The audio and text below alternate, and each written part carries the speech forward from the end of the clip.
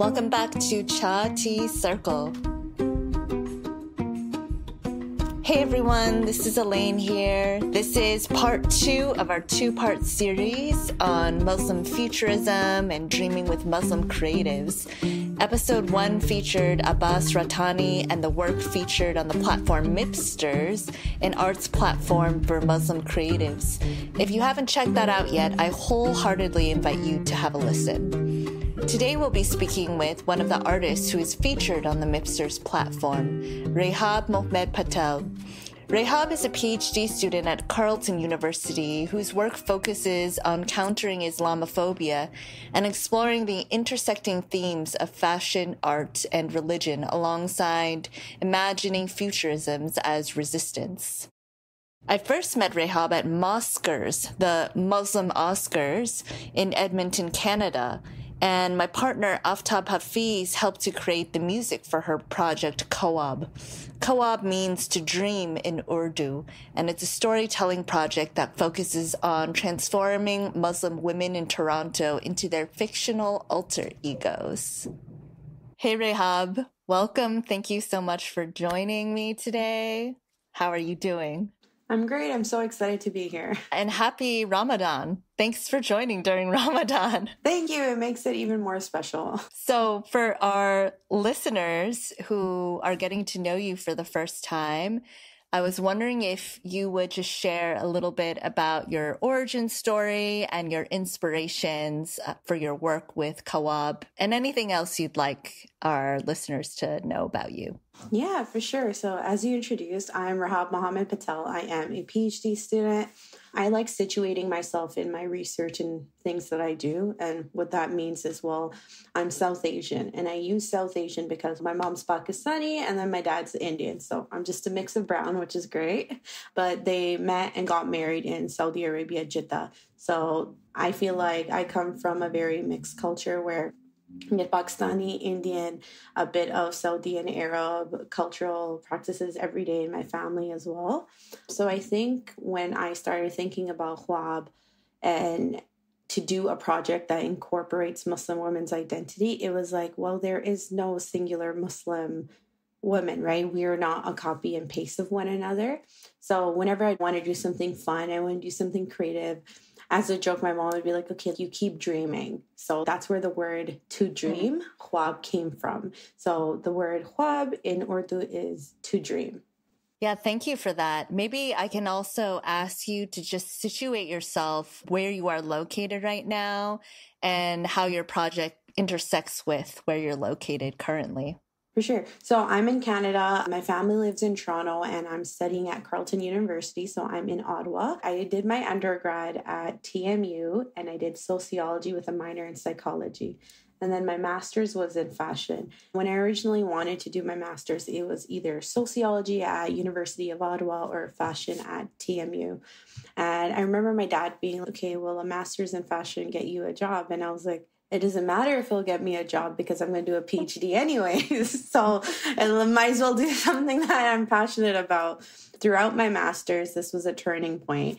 I originally wanted to do something on social media and see how Muslim women were using clothing to express themselves.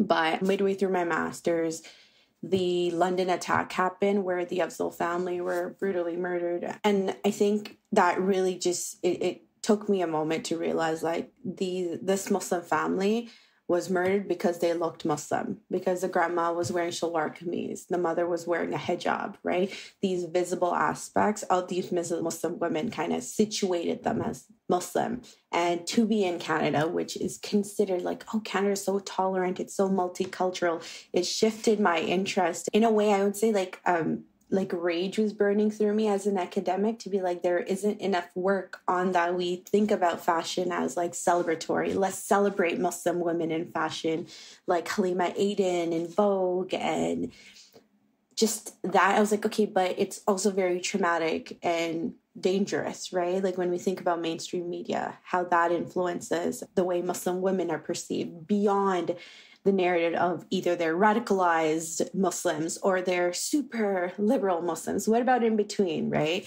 And I think that really inspired me to go on and understand what it meant for Muslim women to wear the clothes that they were wearing every day. And so when I applied for my PhD, I said in my master's, I discovered this concept called spatial visibility, which means our spaces make us visible. So for Muslim women, when they're taking, for example, for my participants, if they were taking the subway, they'd be like, well, I might as well put on a hoodie because I'm safer this way traveling at 9 p.m. as a Muslim woman instead of putting on a hijab. So that space in the subway would make them into a hyper visible Muslim woman. But throughout that summer after my master's, I kind of got pulled into Hwab and I met so many Muslim creatives. And I was like, wait, I'm using art, I'm using fashion to understand how Muslims are overcoming Islamophobia. And meeting these fellow creatives, I'm like, there is a whole landscape to understand how art is being used, especially because the term art is shifting away from this traditional understanding. Yeah, thank you for sharing all of those diverse influences and your inspiration in fashion. And I love the anecdote of, I can do an MA in fashion because I'm going to do a PhD anyways. So for our listeners who don't know, could you share what exactly is Hwab in terms of the presentation, the art form? And also you mentioned the different Muslim creatives you met and were inspired by, maybe collaborated with. Could you say something about these different people and how you worked with them? Just shout out to whoever else is a part of this project. Yeah, I'll start off with the process. I reference my master's a lot because it did kind of inspire me to combine and bridge academia with the arts, right? So the concept that I was using was Muslim futurism that the MIPsters founded and built a lot on. So I'm like, okay, how do I bring Muslim futurism? When I think about fiction and Muslim identity, I'm thinking about the mainstream media, right? But to me, I was like, no, Muslim women can be exceptional. And when I was defending my master's thesis, they asked us a question okay, what do you want to be in 5 years? I'm like, okay, well, academically, I want to be a doctor, but personally, I want to be a superhero. And then my professor, Joseph, he was like, Rahab, you're already a superhero. And I think in that moment, it did trigger something in me where I'm like, yeah, I closed my laptop and then I'm like, wait, I reopened it and then I'm emailing the MIPsters. It was just like a body reaction to me being like, hey, I have an idea for a project. And I'm like, I want to showcase Muslim women in their alter ego. Because if I'm here as a hijabi academic Muslim woman saying I can be a superhero, there's so many other alter egos that have to exist. So I went in, I emailed Abbas and Yusuf and being like, okay, let's set up a meeting. I have this idea. I didn't know the process. I didn't know how funding would work or anything, but it was just let me just throw this out there. I created a pitch on PowerPoint of just images. And I'm like, this is roughly what I'm thinking. Let's do something. So he's like, okay, what is your biggest dream? And then what is something more tangible? And I was like, okay, something more tangible is let's do a photo series. So originally we thought that we're going to take a before photo of their everyday identity. So for example, Aruj was one of my participants. She's an actor in real life. We also had Minhas, who works a 9-to-5 job, but her alter ego was an elf, right? A Daisy Tolkien elf. And then we had Suka as well, who was a fashionista, but also her alter ego was this really cool underwater octopus warrior. So it was so exciting to be like, yes, let's do a participant call. I kept saying that this project is more of a collaboration because I don't want to influence the alter egos of my participants. I don't want to say this is what you should fit into. So part of the participant call was tell me about yourself and describe your alter ego in the most detailed way possible. So we did get a range of people. I met up with them on Zoom just to kind of get a brief idea of how can I include people in this project, right? We had a few people from the States who were interested as well, but it was Toronto based. So I was just I'm so sorry. Maybe when we extend this, we can't stop with our dreams here. We got to keep going. So that was really exciting to understand. Okay, Hwab means to dream. So when Yusuf was like, okay, what's the project's name? And I'm like, I'm not saying I'm a dreamer. I'm just thinking about to dream, because I'll constantly be thinking about it when I'm going to bed or waking up. And it's a part of myself of like, I want to do something exciting. So Khwab, in its essence, let me summarize it for you, is a photo series project. It's a series of portraits that kind of look at Muslim women's alter ego. It's simple as that. If someone who identifies as Muslim and they're like, this is who I am in my reality, and if I could be anything without the limitations of reality, this is who I would be. And I'd be like, okay, let's bring it to life. Yeah, that's amazing. And everyone, please check out the photo series. I believe there will be other installations of this coming up, which maybe you could speak to. And another question before we get to that, just you mentioned Muslim futurism. And I was wondering if you could describe what that means for you in the context of this project. So like my PhD project is on Muslim futurism. So in summary, I describe my PhD as to understand how Muslim artists are using artistic practices to overcome Islamophobia. So when I was doing my proposals and I'm trying to get a supervisor, I'm like, okay, I want to use Muslim futurism. The concept itself was super intriguing, but again, there's not much in-depth literature on what Muslim futurism is. MIPSTers did have a conference as well on trying to conceptualize it. So I jokingly was telling Abbas that, hey, maybe MIPSTers is moving into something more intense, something more new. But Muslim futurism is the present for me. I'm going to spend my PhD years trying to conceptualize it. And so far, the way I've been able to define it is as an emerging social movement that uses art and fashion as modes of identity formation and self-expressions as a way of resisting rampant Islamophobia. So Muslim identities beyond the constraints of hegemonic and oppressive realities, and not limited to like settler colonialism, Islamophobia, Orientalism, and anti-Black racism. So that's the way I've conceptualized it, and that's the framework that I use in a lot of my work. Great. And the installation or future iterations of Khwab, where will that be taking place? So the first one, you saw like a sneak peek of it at Mosquers. The shout out to the Mosquers for allowing me to showcase my work. It was such a surreal moment to be like, hey, this is my portraits. These are my pictures that like I was able to kind of bring to life. The other bit is now we do have a soundtrack coming in collaboration with Aftab, and I'll let him say a few little words. That being said, Iowa University, I believe Colorado Springs as well. There should be 2 exhibitions, one public and the other one in a university setting. For our Canadian listeners, we're working towards creating an exhibition / an event where you can come and kind of experience your alter egos and learn about the privileges of being able to think about the future, especially in this day and age where we're constantly consuming the horrors of the world. One thing I do want to emphasize is when I talk about the present, especially when it comes to the concept of Muslim futurism and to dream, it is very privileged. It's a very privileged standpoint for us, for our Palestinian, Sudanese, Congolese brothers and sisters who are suffering. They don't have the privilege. Their future could be looking at like, will we have a meal the next day? Where are we sheltering the next day? And I'm very grateful for the MIPSTers to take on this position of being like, yeah, we can have these hard conversations at the same time as we're celebrating ourselves, right? It's not as selfish to be like, hey, this is what I'm thinking about, but being constantly like, our position is different from them.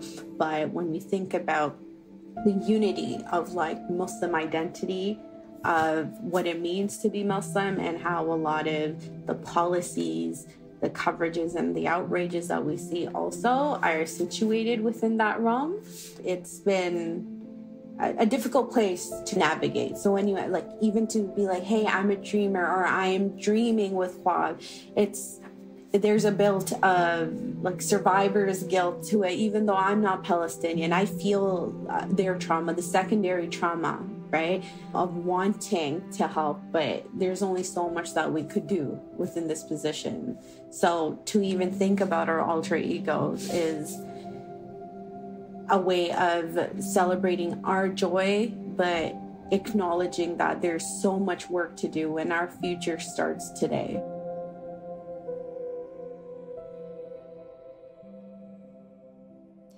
Yeah, thank you for those comments. And I was thinking about that as well. In this moment, there is this kind of survivor's guilt to be dreaming. But at the same time, I feel it's such a necessary form of engagement. And when I look at figures who I've admired in the past, they've all been dreaming in the worst circumstances. They've never stopped dreaming. So yeah, I just wanted to offer that word of solidarity, basically. Yeah. In the process of creating Co-op, I was wondering if you could share what kind of medium did you guys make the photo series through? And also, how did your participants choose their alter egos?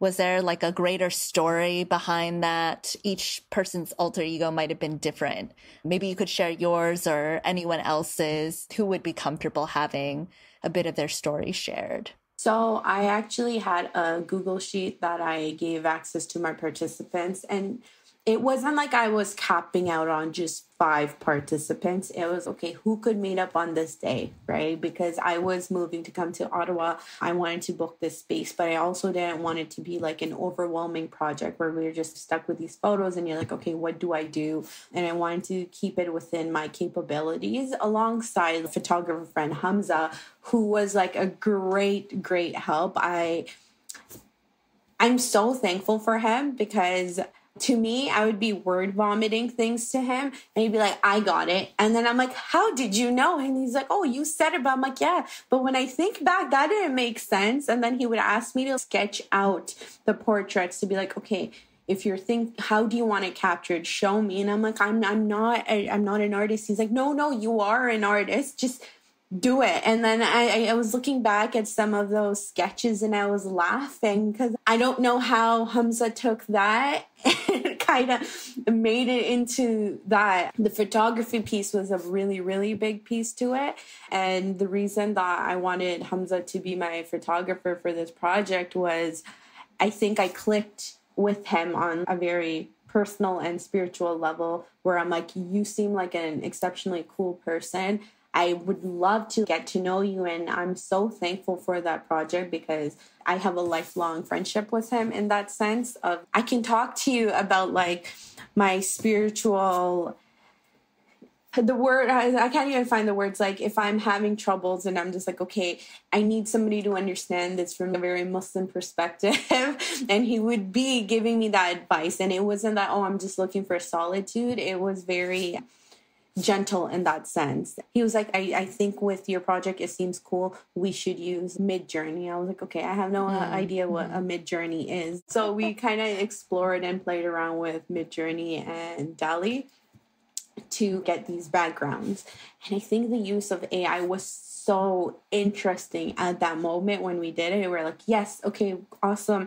Let's put in these descriptions. And while we were doing that, I realized that AI was quite biased, right? If you're writing South Asian, you're getting like, what was the word? The Orientalist color scheme of it, right? And then if I'm writing, okay, like a Muslim woman, all of a sudden you get a random piece of Islamic art. And I'm like, okay, I don't understand the association with that, but cool. So it stood out for me. And I'm like, okay, that's, I was like taking down my little academic notes and be like, okay, I can write a paper on this of AI's biases, you know? And when I was trying to Google AI bias, there was maybe 2 or 3 papers or the like blog posts that people have written. So I'm like, okay, this is clearly an issue that I'm going to just pinpoint for next time. But I did create a Google sheet where I had prompts of, okay, who is your alter ego? What do they look like? What do they do? Do they have their abilities? How do they associate with who you are, or if they don't associate at all? So I had them kind of fill that out before the day of the photo shoot. So a lot of them were like Google images of this is what I think my alter ego looks like and everything. And that helped me with the preparations, because a lot of the clothing that we brought, some of the makeup and everything really built from their inspiration, right? For Alia, for example, she's a pottery artist, and she said, when I talked to her, she's like, well, I think about Jalpuri, and Jalpuri is a mermaid in Pakistani folklore. So she was like, yeah, there's a lot of familiarities, and we don't talk about it enough in the West, you know, of like South Asian mermaids, Pakistani mermaids. And like the pictures that she did, she showed bangles, henna, and the traditional mermaid as well. So she brought in her costume, and then we had Desiree, who was the makeup artist, and they're like, well, I love glitter and color, so I brought a lot of my glitter and color. I'm like, okay, in case we need it. And she created an exceptional look on her with a lot of dimension, textures, where it's like, yeah, I wouldn't have imagined it either. So that's why I keep saying it's a collaboration, right? Like, there was this big idea, and step by step, we started like minimizing it. At no point did I want to be like, oh, I'm in control of the narrative. This is what your alter ego should look like. I keep thinking back to Minhas's. So Minhas and Sukha, they were their own makeup artists. So they did their own makeup. And again, you create your alter ego. You do what you see fit. So for Minhas, for her Tukan Elf, she had her South Asian attire. But I also, without my mom knowing, went through her stuff and brought out this really pretty shawl dupatta that had embroidery in it. And funny story, because when I went home and I was showing my mom the images, she's like, I have something like that. And I was like, oh, you do, totally. And like, I washed it and put it back in her box. It was never missing. But now she knows, and she's just, I'm like, don't worry, I'll buy you another one. Like, it's fine, you know? But yeah, it was a team effort where all the participants, everyone that came together on the shoot, it was like we were there building at the moment. What emotions are we feeling at that moment? What emotions do you want to be perceived, right? So when it came to mine, for example, my alter ego was an anti-hero. We talk about Muslims all the time about being viewed in a very negative light, right? And I'm like, okay, but if I'm a superhero, realistic, let's think about it. Like a Muslim woman wearing a hijab, make her brown because I'm brown. If I was running around the streets trying to beat up criminals, I would be labeled God knows what, right? So I'm like, it's giving anti-hero. And I think that's where I'm like, yes, this is who I want. And the photos were meant to emphasize that emotion of you're seeing vibrancy, you're seeing a bit of my personality, but there's also like the fear of the unknown because I'm wearing a mask at that moment. Like in a way, I was mimicking the idea of a niqab because my mom wears a niqab. And then I remember just like a couple of days before I was reading how these celebrities were talking about the niqab as, oh my God, they're letterboxes. And people are like, oh my God, it's so scary. And I'm like, okay, so you're scared of the niqab. But if I'm a superhero wearing a mask, it looks so cool. So where's the double standards coming from, you know? So it was kind of like a play on those types of accessories and what we're feeling. And the main point for me with these portraits was I wanted to capture an emotion and a feeling. So that's where the soundtrack working with Aftab came into place, where I would be describing these emotions and being like, listen, when I listen to this piece in the soundtrack, the climax sounds like this, and this is what I feel. And that's what I want the soundtrack to encapsulate. So when someone's looking at these portraits, I'm hoping they would feel this uneasiness. Maybe then they feel a bit of lightness when they move towards the lighter portraits.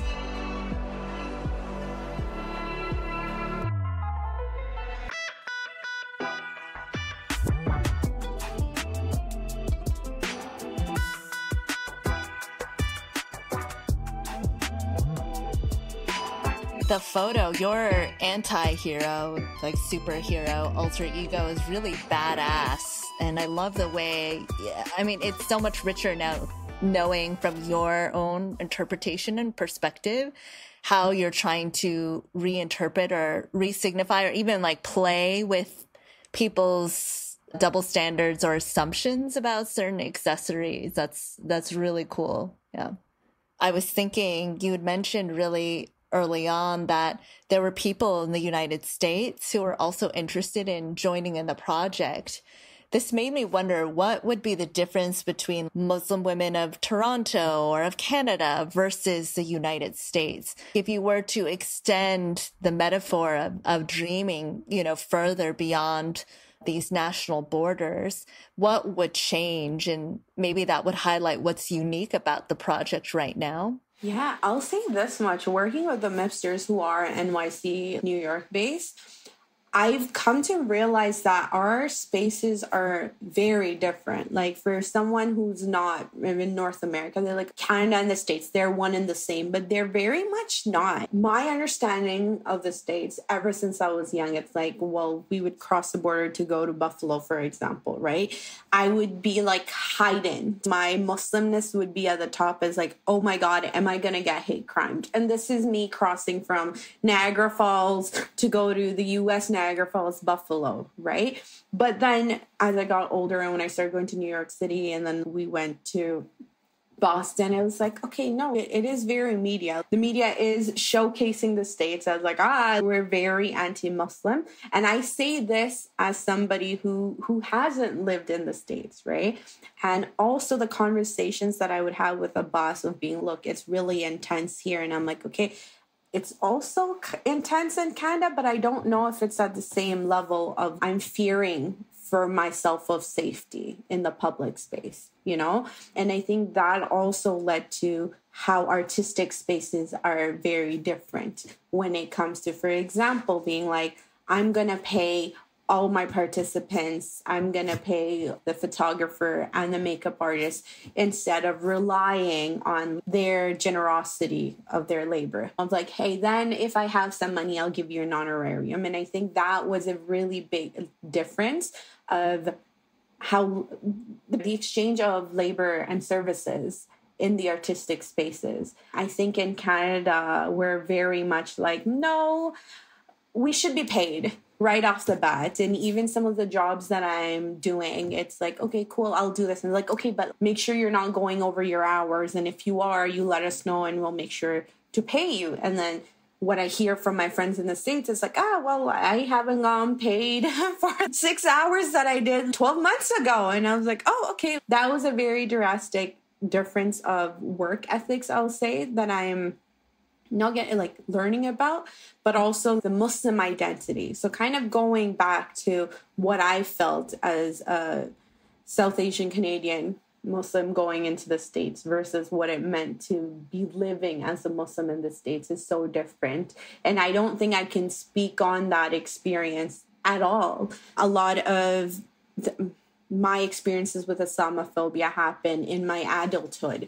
I just remember growing up knowing that, hey, people don't like Muslims. And it's much worse in the States. When my brother, he's a scientist and he wanted to do his master's PhD in the States, my parents were like, nope. They're like, are you good? You're a brown Muslim man and you're going to be a scientist. You're looking to be flagged. And my dad was like, yeah, you're probably already, being surveillanced and you're in Canada. So like, you're going to stay away far as possible. And so he did his study in Canada and then he went to Europe to do the rest. So there was that fear also. The US is really bad against Muslims.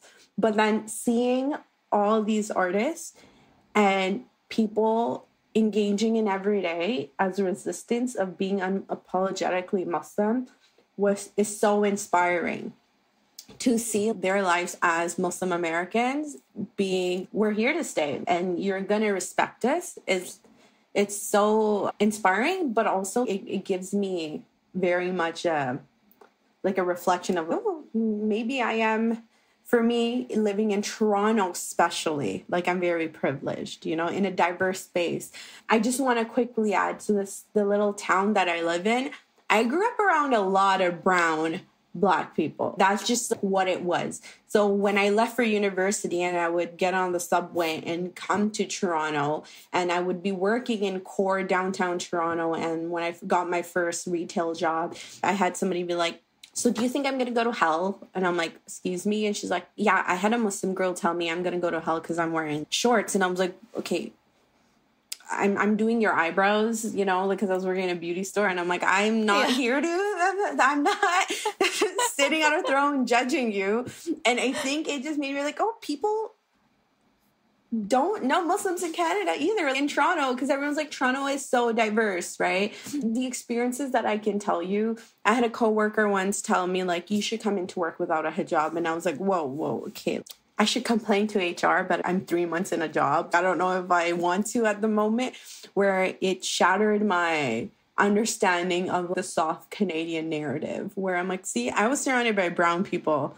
So a lot of my experiences pre-adulthood were very much, I want to say, naive. And so when I got into academia, I went like, Islamophobia is an issue. And I still had professors in my undergrad being like, it might be your lived experience, but Islamophobia is not an issue in Canada. And I'm like, come on. Like, when I go back home, cool, I'm surrounded by brown people. The moment I come to Yorkville Core, Toronto, come on, I have all these white people making these assumptions about my Muslimness. I had somebody once yell at me that they were going to punch me in the face because of my hijab, and I didn't even hear them fully because I had headphones on. But everyone was just looking at me, and I'm like, okay, you know what? If I cross the street, I could walk past him, but I could also get punched. So I'm going to take the long way to school.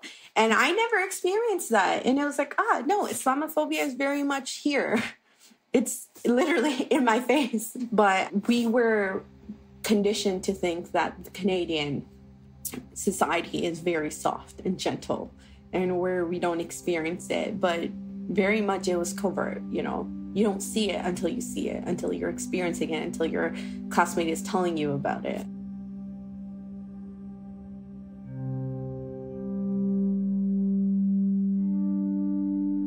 Yeah, what you're saying makes me think that maybe there's some way in which the American narrative dominates such that people are like, oh, that's where it's really bad. And it causes maybe someone thinking of Canada being like, oh, well, this is like, we're so much better. There's no Islamophobia here, through that weird comparison with America. Exactly. I think the biggest difference was, it's like, the States is super violent against Muslims. At least in Canada, you're not getting beat up. But then the examples that I've given, like the Quebec mosque shooting was one of the worst mass shootings in Canadian history.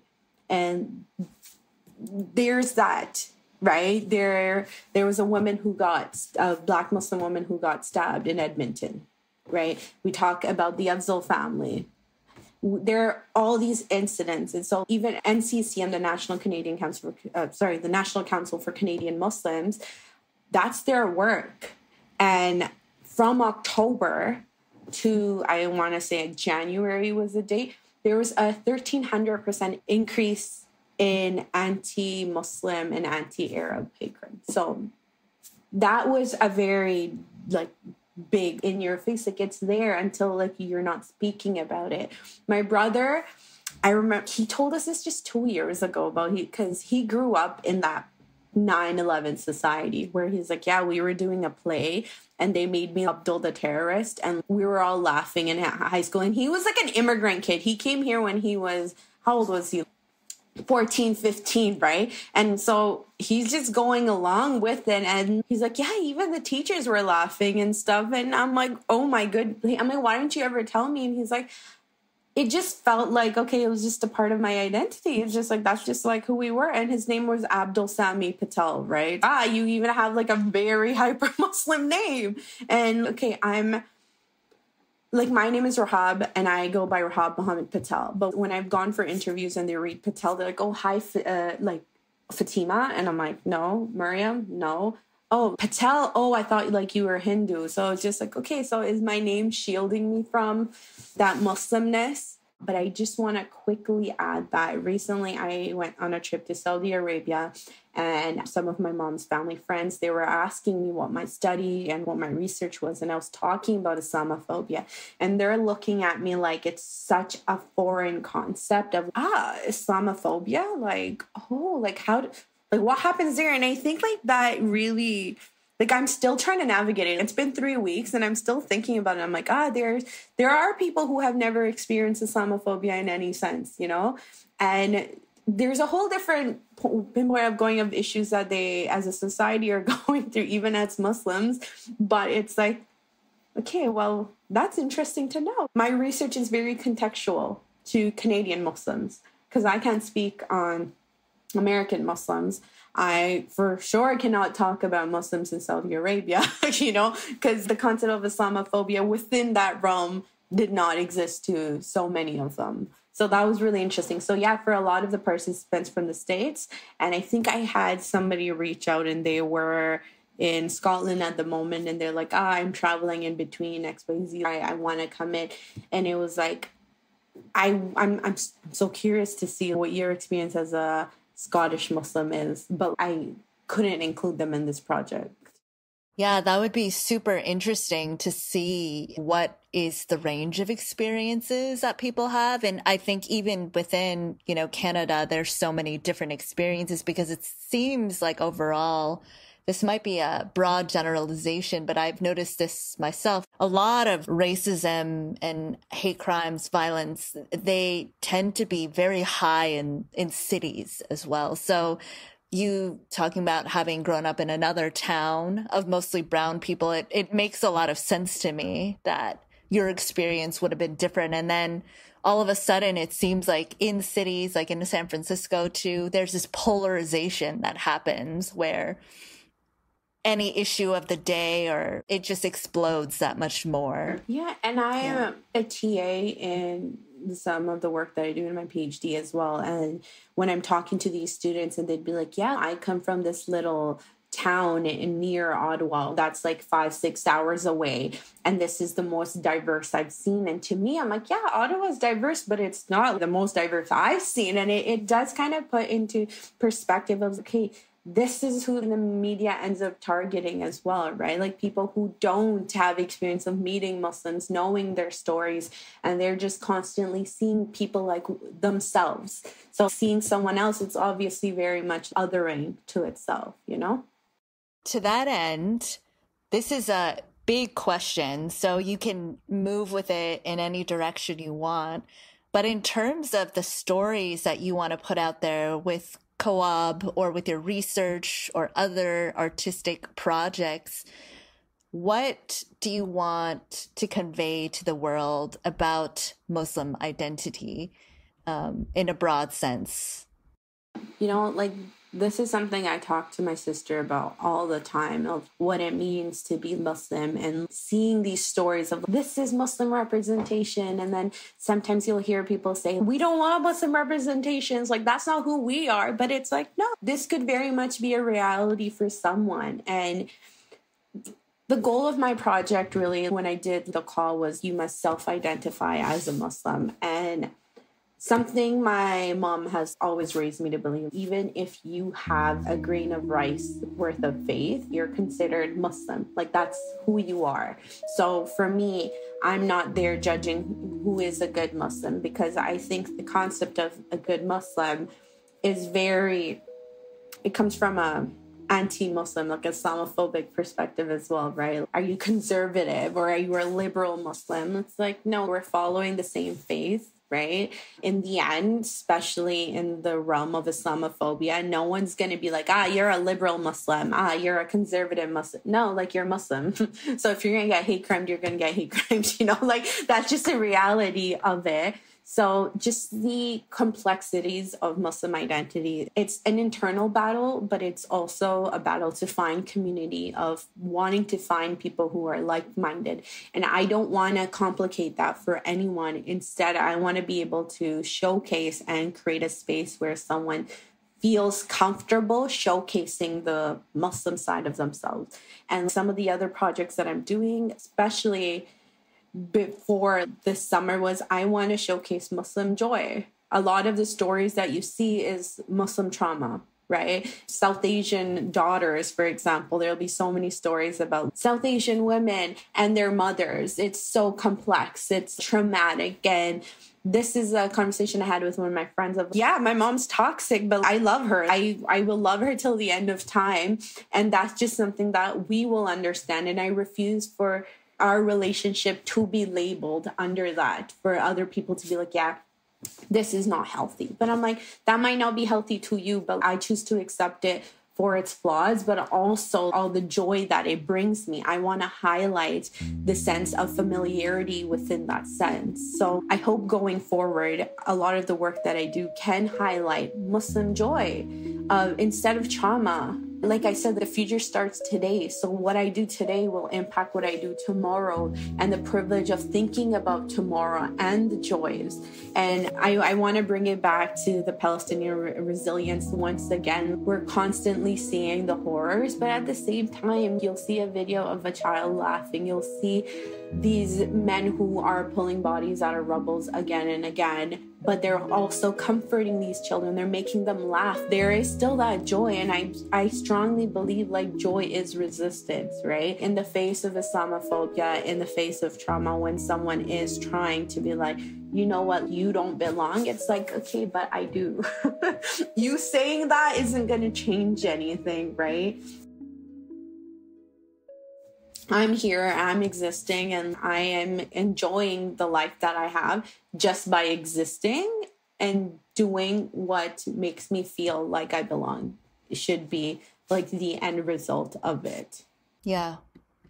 Yeah, I got little chills when you said joy as resistance. I was thinking exactly of the kind of videos you were saying, and I was reflecting for myself how, I don't know if you notice this in the media that you consume, but oftentimes the only kind of violence we see on television or through news reporting is on Black or brown bodies. And we never actually are bombarded with images of white bodies undergoing violence. And so I think there's a way that is a very harmful image to consume again and again, because it associates trauma then with Black and brown bodies, and it becomes the sole image that you see. And that's very damaging because it normalizes violence in this really grotesque way. I think what stands out, and I still think about it all the times, that almost every day when it was, I'm pretty sure it was one of the, somebody from, I can't remember who it was, but I'm pretty sure it was a politician. I can't remember if he was European or American, but he was like, yeah, like, of course we feel for Ukrainians. They look like us, right? And I was like, okay, like that, I think changed my perception of everything, where it's like, I knew this to be true, but you just validated it. Looks like you as in what? Blonde hair, blue eyes. But we have Palestinians in this specific context, okay? You have Kashmiris who also have light eyes, blonde hair. You have ethnic people with the same features, but the main difference is like they're not under your realm of who is considered white. It's hard for me to be like, I look forward to creating things that showcase joy, where I think a lot of us are trying to navigate what it means to be joyful without holding guilt, because there is a lot of work to do. And I feel like in order for us to even get there, we have to take one step forward in being confident in calling out the horrors that we see, but also being like, I am very, what can I do, right? And that can be through consumption, what I'm choosing to engage with and what I'm choosing to consume. And once in the last 6 months, my consuming habits have completely changed. And I know there are a lot of people who are like, it doesn't really matter. It's all one and the same. And I'm like, maybe, but actively, I'm still choosing something else, you know? I'm choosing that, like, to me, at least, it's not actively contributing to a larger issue. And that could be like fast fashion as well, you know? Because I talk about fashion and art all the time. And in a way, I'm like, they've situated fast fashion as a way for poor people to buy, right? But it's the overconsumption where someone's like, fast fashion is bad, buy it from that boutique. And I'm like, okay, look, if I go and buy that one shirt from that boutique, it's going to cost me half my paycheck. Let's be honest, right? Like if I'm a part-time student versus if someone's buying fast fashion, they're like, well, I can get 4 or 5 outfits from that. But realizing that you don't constantly need things. You don't constantly need to produce things, that it's okay to slow down. And even in the work that we're doing, in my master, in my PhD, it was so hard for me to find a supervisor because they're like, we're so interested in your work, but we don't have experience with this. So no. And I was like, okay, maybe I should change my like project into something else. But then I realized I can slow down. I can take a breather, and that's okay. I don't need to go by this timeline of speeding up, finding somebody who is perfect, because perfection doesn't exist in that sense. And I am so lucky to have found an amazing, my master supervisor, Allison, has been like a godsend. I think she has changed my perception of what academia can be, and it can be fun and it can be emotional. And for her in my I think it was such a hard time, especially in the pandemic, because I did my master's virtually. There was times where I would be presenting and I did a project for belonging, and I straight up sobbed. Like I was crying, and like, I think about, I'm like, oh my God, if I was actually in front of all these people, I couldn't have turned off the camera. You know, that's embarrassing. But I was so lucky to be in tune with my emotions that now as like a PhD student, I will say it. Yeah, I'm an emotional person, but that's not going to make me any less of an academic. I'm okay. It's okay for me to feel horrible. It's okay for me not to. I'm sorry, I can't hand in an assignment to you on Islamophobia because of what I'm consuming. It is mentally and physically exhausting, and this is not on my priority list. So I'm gonna need to step back, take a break. And my supervisor, Shoubei Chen, is a wonderful person. She is a wealth of knowledge, and I think I'm so lucky to have her, and for her to take me on as a student as well. I feel so lucky. And her class was the first class that had a section on Islamophobia. And I think that filled my heart with so much joy, because I am a PhD student. So we're talking about 4 years undergrad. We're going to add 2 years of my master's, 6, and then my 7th year in post-secondary education. This is the first time I've ever seen Islamophobia on a syllabus. So yeah, it's changing. So for me, if I had look for a supervisor a year before, no, I didn't find it, but I found her at the right time, right? At the right moment. And that's what I'm trying to convey, is it's okay to slow down, and especially say the arts and the work that we're constantly producing, and to have the empathy. And I'm so happy that that mode of education and learning is also changing, of being like, let's be empathetic to students. We don't need to torture our graduate students because they're going to be educators, and then they're going to be like, well, I learned it this way, so I'm going to be like this as well. But to have that empathy is what makes us, I think, stronger as human beings. Yeah, I appreciate you foregrounding the empathy and also feeling emotions. In a lot of ways, I think what accounts for both the violence of the world, the compounding violence of the way media portrays certain quote unquote others, and the violence of academia is precisely this separation with feeling and with empathy. And so the fact that you can feel your feelings is already a kind of resistance. So hear that, Academy?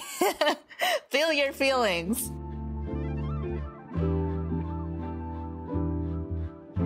My thoughts always end up like, I want to bridge academia and the arts, because the arts is known to invoke emotion. So why can't I bring that into my academic place? If I'm presenting and I get emotional, that's not going to make me any less than, you know. I think if anything, it makes me better equipped to handle the hardships that not only that I face, but say my students will face, that my colleagues will face. I'm better equipped to be there as their support. And I'm not saying that I'm obligated to help them, but you know, the world is horrible. One shoulder can mean the whole world to someone, even if it's just like, I'm so sorry, I can't hand in my work because, well, I'm consuming a lot of horrible images and I feel messed up and I can't write about it. It's like, yeah, it's fine. I don't have a deadline to meet for a couple of weeks, so you can take your time, you know? I just think kindness and empathy especially is a very tying ground, and that's something that I'm seeing change in the artistic and the academic field, and I'm so excited in a way to see us change, feel your emotions. It's okay. We don't need to be heartless, you know? Yeah. And I was thinking when you mentioned your current advisor was the first faculty who had a section in their class on Islamophobia, I was thinking, actually, wouldn't it be great if in a future iteration of this course or course you teach, the section is not on Islamophobia, but on Muslim futurism or joy, or that's again is another shift in the narrative and also in the way that we're consuming like what it means to be Muslim or Islam in different contexts, whether it's in Canada or the US or. Well, fingers crossed. I'm proposing for next year, I hope in the next couple of months at Carleton, their first fashion course, and it's storytelling using like art and fashion. Fingers crossed. Keep us posted on when the course comes into fruition and how it goes. Yeah. To bring us towards the last part of our conversation, you've reflected a little bit on the intersection of academia and creative work. Any aspirations, anything else you would like to mention that we haven't mentioned already today, or anything else you'd like to name as a dream and manifest? Yeah, I want to do a lot. And I think that's completely okay. For the longest time, I believed that you could only do one thing. For example, for my mom, I'd be like, oh my God, like I'm doing this creative project, XYZ. And it was right after my master's, right? So I'm telling her all excited. And she's like, oh, that's cool, but you're still going to do a PhD, right? And I was like, yes, I'm still going to be a doctor. And I want to do it. And like my brother is a doctor. He has his PhD. My sister just graduated as well. And she's also a PhD. And then there's me. So like my last name is Patel. And I keep telling my parents, I'm like, don't worry, if God wills, we're going to be the PhD Patels. We'll nickname ourselves that. Like all your kids have PhDs, you know? And I think it just kind of fell into that routine of, yeah, I'm going to do a PhD because I want to be an educator.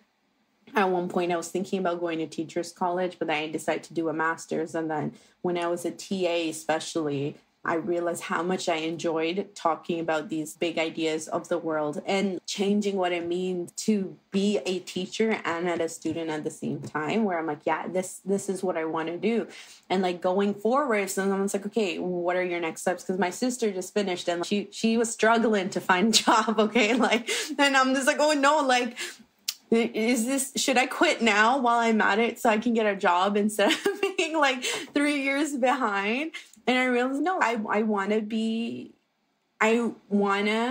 create and I want to teach. So why not do that as a professor? Why not talk about different ways of learning and teaching? And for example, the course that I'm making, I have options for non-written work as well, because there's different ways of learning. Art is a way of us understanding.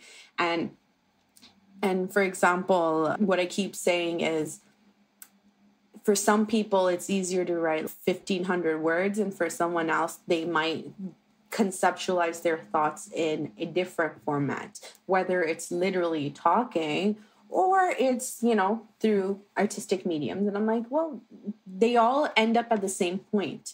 As an educator, I want to know, were you equipped to take these ideas and understand and translate them? Yeah, okay, well then I think I did my job. For some people, if they're in sociology, for example, yeah, you should know how to write a paper. Yeah, you should know how to cite, but you should know how to translate your ideas. But if you're not going to publish papers all the time, there's no point in me asking you to write a 2,000-word paper as your final, where it's going to give you anxiety, because I've been on that thing, especially when you have 4 or 5 other courses. Or you do something that it's easier. Well, if I'm asking you to tell me about 5 concepts and you're like, you know what, I can tell you that in a infographic, give me the infographic. I want to know, you know. And I think just going forward, I want to bring back that joy of connecting with people. And I guess for now, it's within the academic setting, and I'm stepping forward into the artistic spaces. And I'm so excited. And I'm like, I want to be an artist. If you ask me what I want to do, I'll give you 10 things. I have notes of a short film that I want to create one day. And I'm like, okay, I don't know where to go about this. Where do I get funding? Who do I talk to about creating this story? And then I'm like, oh, well, I have an idea of another photo shoot that I want to do. And I enjoy colors because colors invoke emotions and they're fun. And I want to bring color to my life. And I want to do a photo series for that.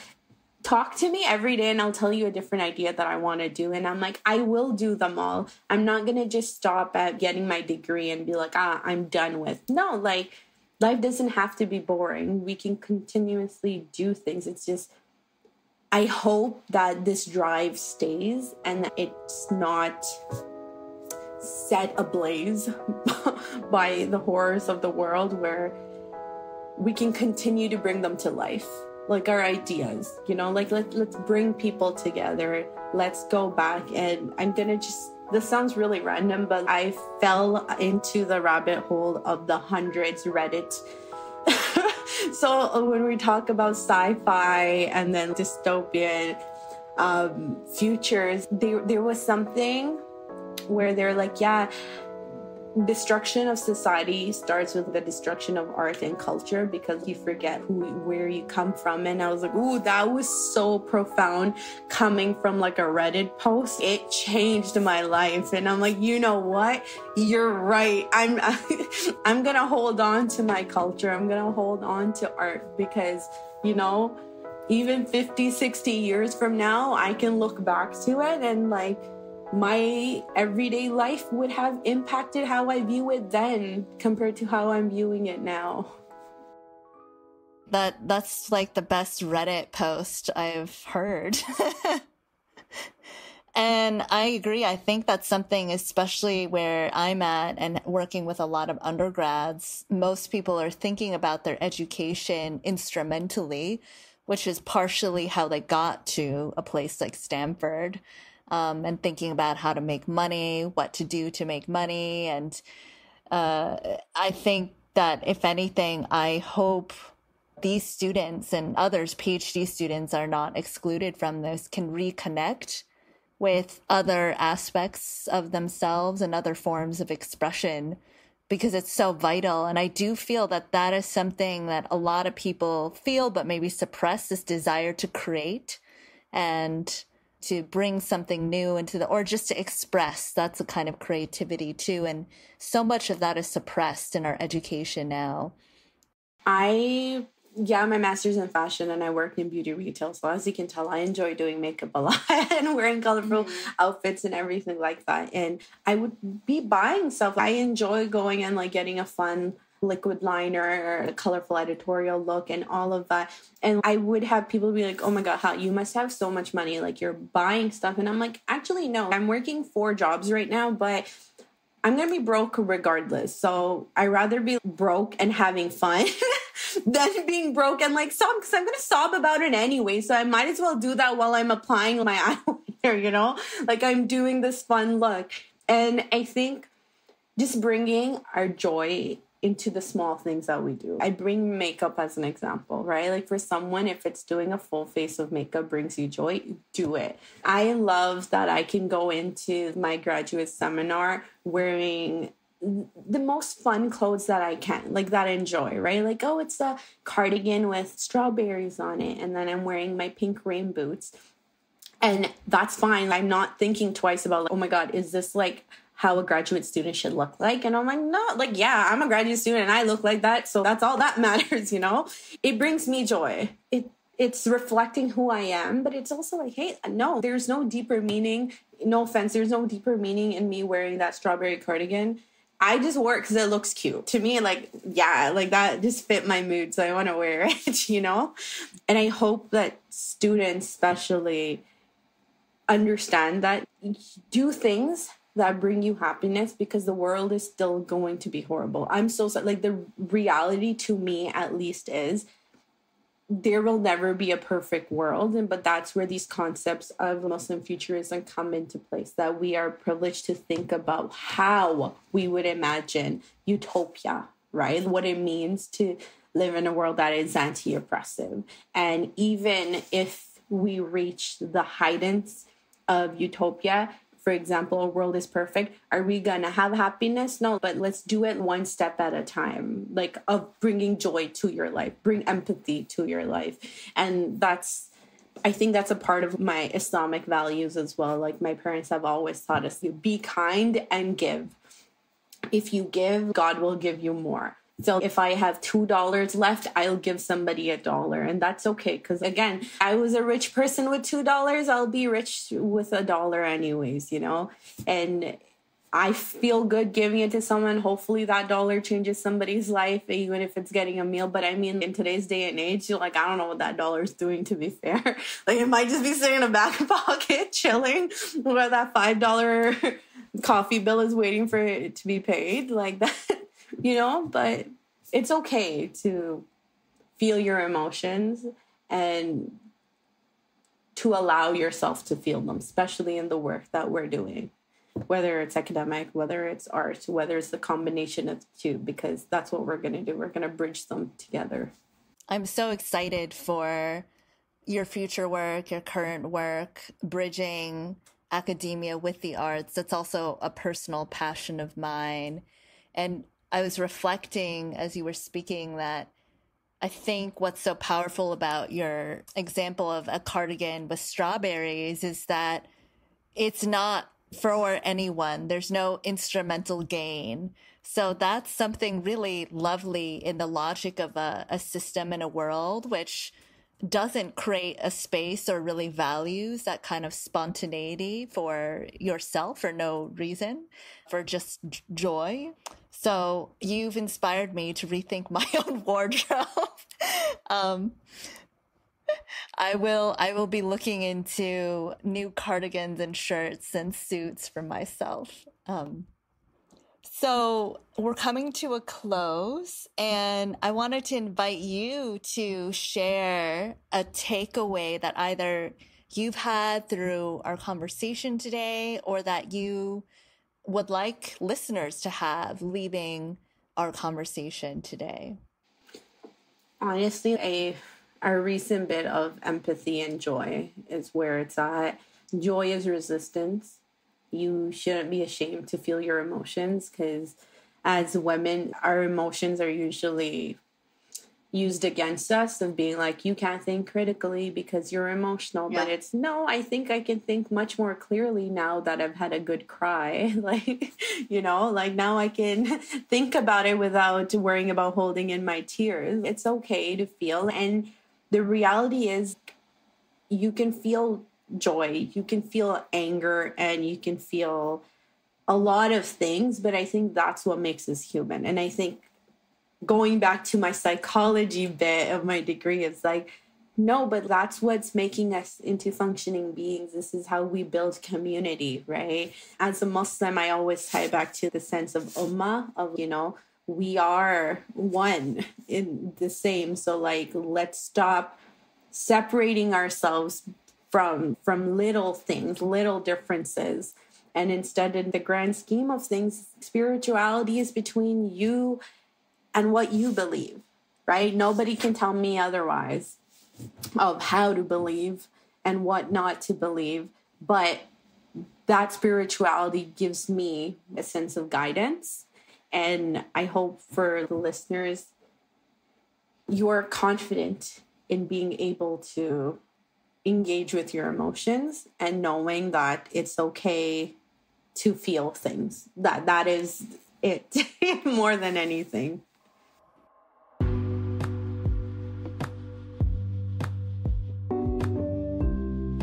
Well, thank you so much for taking the time to speak with me and to share about your amazing work and your own story and your own dreams. This was such a rich conversation for me, and I'm sure for all of our listeners. So thank you.